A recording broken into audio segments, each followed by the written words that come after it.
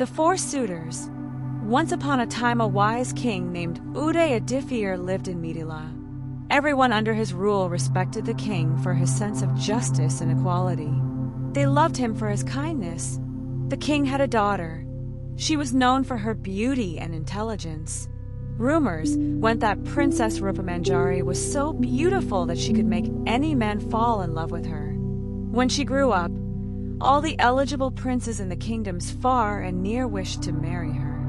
It was hard for the poor king and his queen to select which of them would be best for their beloved daughter.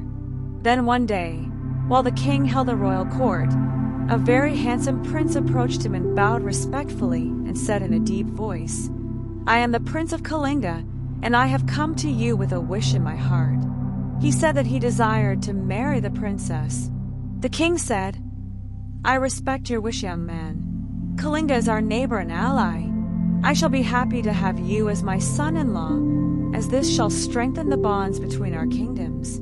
But tell me, apart from belonging to a royal family, what do you think makes you special?" The prince said, "Your Majesty, I am a warrior and I have trained with great masters in various forms of martial arts. I lead the army of my country as their chief and have won many battles." The king was pleased.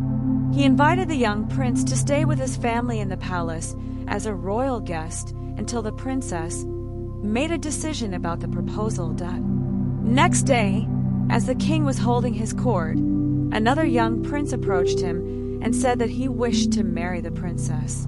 This young prince introduced himself as the Prince of Janakpura and said, "Your Majesty, I have read all the religious books. I have spent days searching for the truths of life and of the world. My quest for knowledge makes me special." The king was impressed again. He requested the prince to stay as his royal guest until it was decided. On the third day, another handsome prince approached the king and said he was from Vaishali. He too said that he wished to marry Princess Rupamanjari. He said, "Your Majesty, I am gifted by nature. I can understand the language of birds and beasts. I understand their joys and their sorrows." The king admired his talent. Like before, he asked this prince too to remain as his guest while the princess made a decision about the proposal. And there on the fourth day came to the king a prince from Malabaya. Like all the three princes who came before him, he too expressed his desire to marry the princess. He claimed, "Your Majesty, I come from a rich kingdom where we believe that progress lies in making money. I am a skilled trader. I can make good use of wealth to generate more wealth." The king and his queen were confused as to which prince amongst the four would make a perfect groom for their daughter. After much thought, they left it to their daughter to decide. And here, Betaal stopped. He asked, "Great king, now tell me, who do you think should the princess choose? Who should make the right match for her beauty and intelligence?" Vikramaditya was quick to answer, "If the princess is as intelligent as you tell me, she would select the Prince of Kalinga. The Prince of Janakpura is a scholar. He cannot be a good king." Betaal nodded.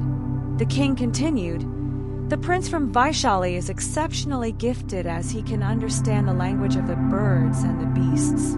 But what good is that when his kingdom is at war?